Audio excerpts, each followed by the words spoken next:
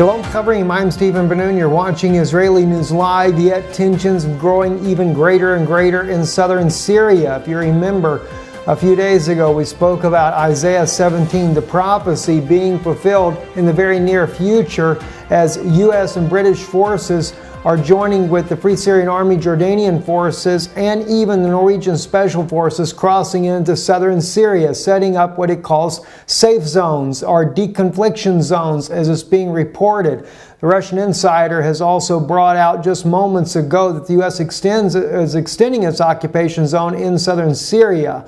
Pentagon sets up another U.S. base in southern Syria, gobbling up more Syrian territory for its deconfliction zones. Now, they actually got this from a tweet here from Hammurabi's Justice. It says U.S. forces near MAT set up a new garrison. Giving the details on that, Pentagon-sponsored rebels of Maghawir al-Tawara, commandos of the revolution, have reported that they have set up a second outpost in Syria with the Americans. Now, this is something that, as we can see, is only going to escalate as far as fighting in that region there with U.S. forces going across. Will the Syrian military engage with them? Will the Iranians engage with them? And no doubt, if and when they do, which I'm sure they will, then the U.S. will step up its own battle against the Iranian and Syrian forces and justify a reason for taking down Damascus, as well as even removing Iran from power for even being in the country to begin with. Now, we see that the tensions are already rising, as it's reported by Middle East Monitor, and we reported earlier today already. The Syrian opposition say Syrian army plane downed east of Damascus.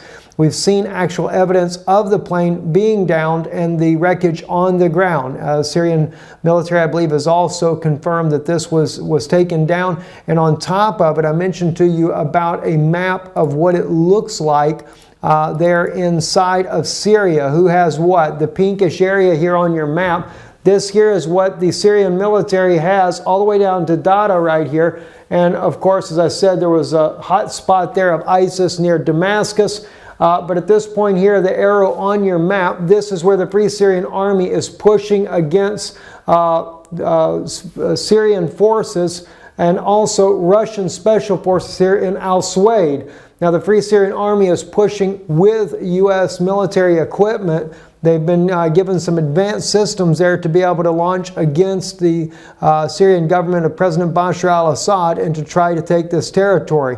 We have some video footage here of using some Grad launchers already against the Syrian military by the Free Syrian Army inside down near the Syrian area near Al-Swaid.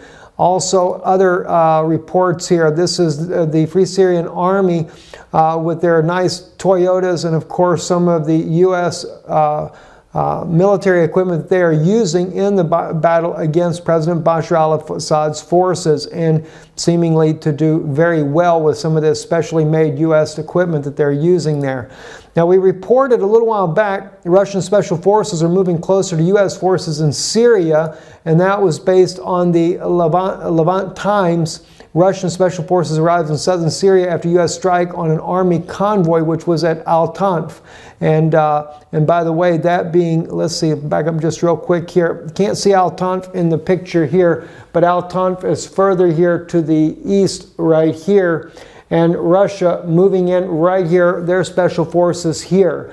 Now, it's kind of interesting that they've sent immediately the Free Syrian Army in there to, I guess, push the Russian forces out of there, because it's clear that the U.S. would rather see the Free Syrian Army gain complete control around the border with Jordan.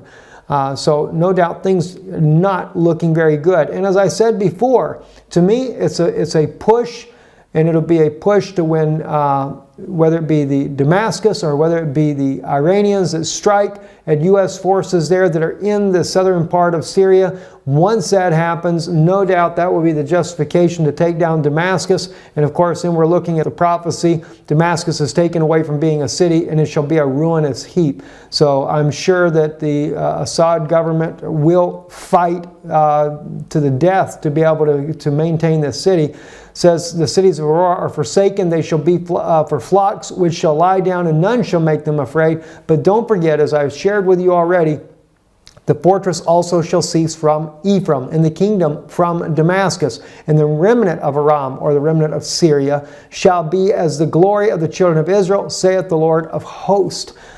Remember that the fortress also shall cease from Ephraim. So once the U.S., with the support of the Free Syrian Army, ISIS is well working for the same goal to topple Bashar al-Assad. Once this is actually done, that fortress for Ephraim representing those children of Israel that believed 2,000 years ago that Jesus was the Messiah, ended up setting up the oldest known Christian churches in the world, is there in Damascus. And of course, once Damascus is taken down as a government, Bashar al-Assad removed from power, we will see this prophecy actually being fulfilled. Now, I want to share with you one other interesting insight too. This is from Isaiah chapter 9.